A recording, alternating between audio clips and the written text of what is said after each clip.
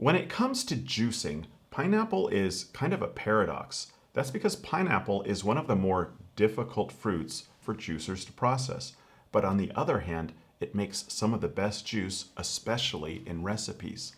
Hi, it's Dan with EUJUICERS.COM, and in this video, I'm going to show you a recipe I came up with recently that's quickly become the most requested juice recipe in my household. I'll also be sharing some tips on how to process all the ingredients, especially the pineapple. Now, if you're like me, you ever go online, you look up recipes, and you have to scroll through pages and pages before you finally get to the recipe down at the bottom. I don't know, that kind of annoys me, so I want to tell you the recipe right up front. It is 1 medium-sized pineapple, 1 kilogram of carrots, a piece of ginger according to taste, and 2 limes. Now, in this case, I'm making approximately half the recipe. Just keep the proportions the same. And this recipe is good. It would be a great summer recipe. You could add coconut water, make it kind of a tropical recipe. It's also a good way to get kids to have some veggies in their juice, specifically carrots, because it's just really good. You could even add a little spinach, but that will change the color of it. So let me go through the ingredients and just give you some juicing tips. Now, like I said, pineapple is one of the trickiest things to juice. That's because pineapple is soft, which juicers don't generally like softer ingredients, and it's very fibrous. Those fibers can clog things. The problem with pineapple is that in the juicing screen, the stainless steel screen that has the little holes, those fibers can get in there and they don't quite push through and they block it. What that means is the juice can start backing up into the juicer. So there's a couple of ways around it. First of all, if you have a juicer like this is the Sana 727 Supreme Juicer.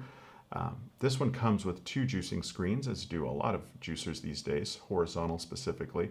And they come with a fine juicing screen with little tiny holes and a coarse juicing screen with bigger holes. So if you're juicing pineapple, sometimes it's best to use that coarse screen. You'll get a little less yield, but there's less pressure, the holes are bigger, and it's a lot less likely to clog or back up. Another thing to do is cut the pineapple into smaller pieces. If you're using a vertical juicer, cut them into little cubes. That's because a vertical juicer has a pulp outlet, a pulp extraction that's something like a tunnel. And what pineapple will do, those fibers will form a ball or a plug, and they can actually plug the pulp outlet. The juice backs up, and you end up either just with a clogged juicer, you have to disassemble halfway through, or you get really pulpy juice. Now, one question people have is, do you juice the core of the pineapple? And you hear people on both sides saying, yeah, juice it because it'll help push things through. Other people say, no, it's too fibrous, it'll clog things. Generally what I do, if you need that extra yield, you won't get much because the core is mostly fiber. You can juice it, but save it for the end. And if you're doing it in a vertical juicer, definitely cut that core into little pieces. In this case today, I have some of the core there, but not really. So that's some tips for pineapple. And for the other ingredients, the carrots, I made a whole video, I'll link to it here, on tips for juicing carrots.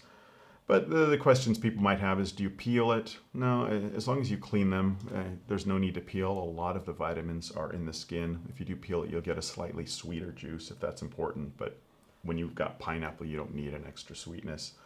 Also cut off the tops and bottoms. What I like to do is soak them in water for 20-30 minutes before, because carrot's a root. It's going to soak up some of that water. It'll just make them a little crisper, a little more easy to juice. And also in a vertical juicer, cut them again into smaller pieces, because vertical juicers tend to jam with bigger carrots. Horizontals like this Sana 727, that's not a problem. The other 2 ingredients, the lime here, we do get questions on, can you juice limes with the peel on? And the question is a qualified yes, under 2 conditions. First condition, make sure they're organic or bio, because the rind, the skin of the lime, tends to absorb those chemicals that they're sprayed with. In this case, this lime was not, so I peeled it. And the other thing to do, if you're gonna juice it with the skin on, remember it's gonna add a little bitter taste from those oils in the rind or the peel. But make sure to cut it into small pieces, at least 4 pieces, 6 is even better. That's because the rind of the lime, it tends to jam into juicers, and if it's just half of a lime, it can actually break the juicer. It's got like a leathery peel, you know, and that can get in there, and the auger can't squeeze it through the strainer, and sometimes it'll actually break the screen.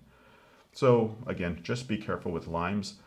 And with ginger, not much to it. Ginger juice is really easy. People will ask, do you need to peel ginger? Again, if you clean it well, you don't. It's a root vegetable. It's not going to have too many chemicals exposed to it. In my case here, I did peel it, but it's not necessary. It'll add a little slightly more earthy flavor.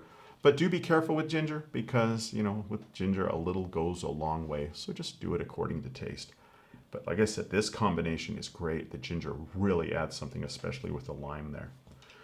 So that's some tips on juicing. Let's start. I'm going to run it. This sauna has a variable speed. I'm going to run it at speed 3, which should give it good time. It'll juice quickly, but not so fast, because if I ran it at speed 4, it could be troublesome trying to push the pineapples through that fast. All right, so let's get started.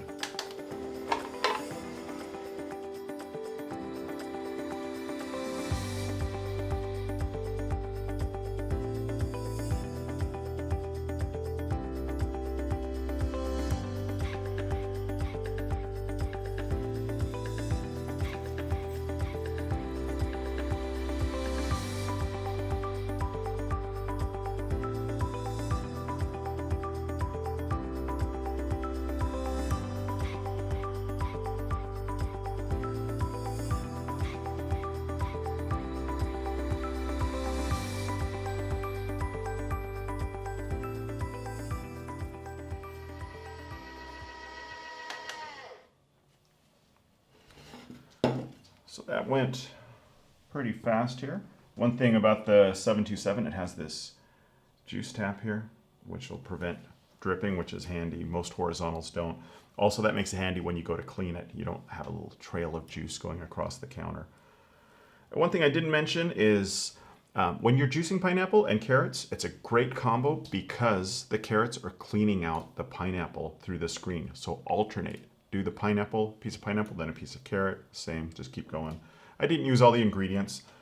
This glass here is 500 milliliters, 600 plus, but usable capacity of 500. And it made a lot of juice real quickly. It was practically self-feeding, except with the lime was kind of bouncing around in there. And you can see it's got a great color. It's got a great taste, I'm sure of it, but let me try it and see.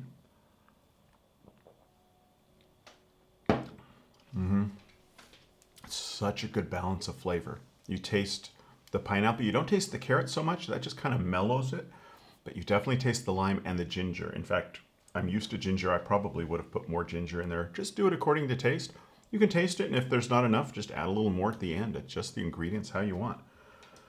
But one thing about this juice, it's also good for stomach upset because the enzymes in the pineapple are really good for digestive issues, and ginger, of course, is well known for soothing and being good for stomach. So that's something to keep in mind as well. So I hope you like this video. If you have any questions or comments, please leave them below. If you have any ideas for recipes or suggestions, I'd like to hear that as well. We read all the comments. I respond to all the comments myself. Thanks for watching. I'm Dan with EUJUICERS.COM, and I'll see you next time.